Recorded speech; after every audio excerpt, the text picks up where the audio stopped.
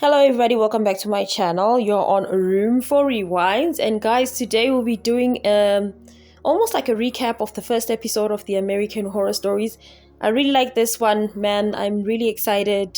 Let's get right to it. So when it starts, we are at like a toy factory, and you can tell there it's the year 1961 at Mississippi, and a woman is in her car, getting ready for an interview for like a job, and her name is Cody. And you can see she's very nervous about the interview, but I think she's boss because she looks like she got it. And then we can see here how they actually make toys and the whole process of toys. And then this man speaks on the background about the history of dolls actually, and where the dolls came from. The first doll came from Egypt, and they make really nice dolls. It's really quality dolls, guys, not like your Barbie quality. It's actually nice. And then after interviewing this lady, he seems like he's impressed with this lady.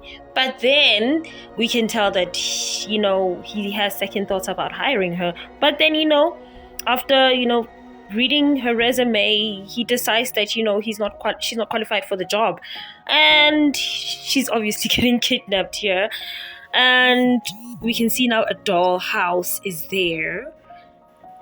The doll morphs into reality. She's been captured. She is in a doll house that Mr. Van Wert actually created and designed.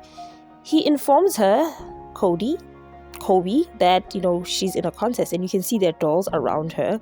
Those are actually people that are living in this house playing dolls, and they're actually put into these little tests to determine who will be suited to be Otis's mother.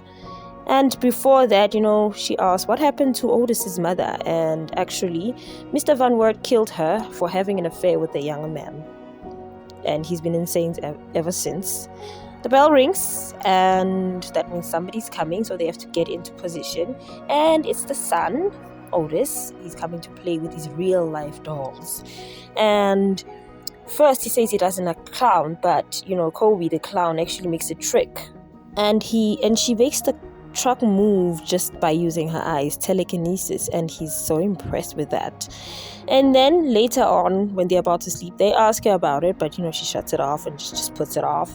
And it's another test. They're supposed to arrange the cutlery in the table.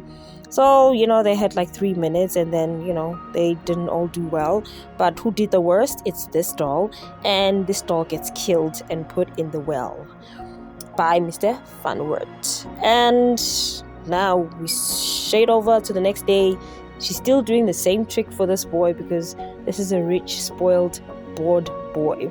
But then they have a conversation, and he says that he wishes that she could win so that she could be his mother. And then she says, I don't have a problem with that. I want to be your mother, but can you convince your father not to eliminate these other dolls that are in the house, and they are my friends, and how will I be your mother if I'm sad? And then she actually confesses that what she does with the truck is actually a gift of hers, and she got it when she was young.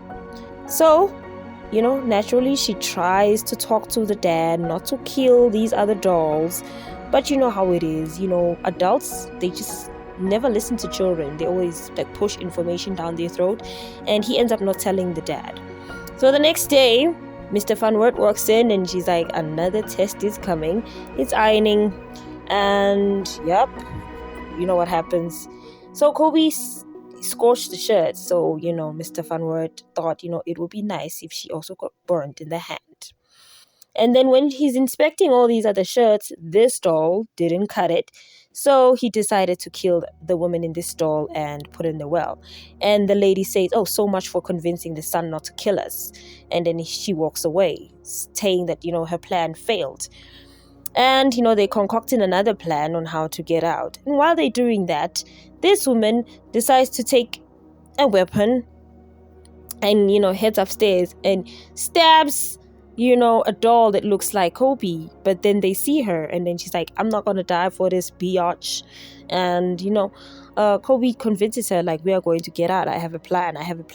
We will just put dolls around, and then we'll escape. And then the bell rings. It's another test, y'all.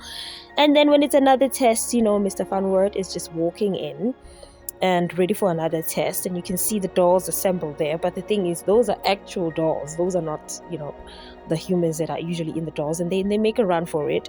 But as they're making a run for it, Kobe decides to go back for Otis, and Otis tases her, and the two that ran away didn't actually make it because they were killed by Mr. Van Wert's assistant. While they were running, they got shot.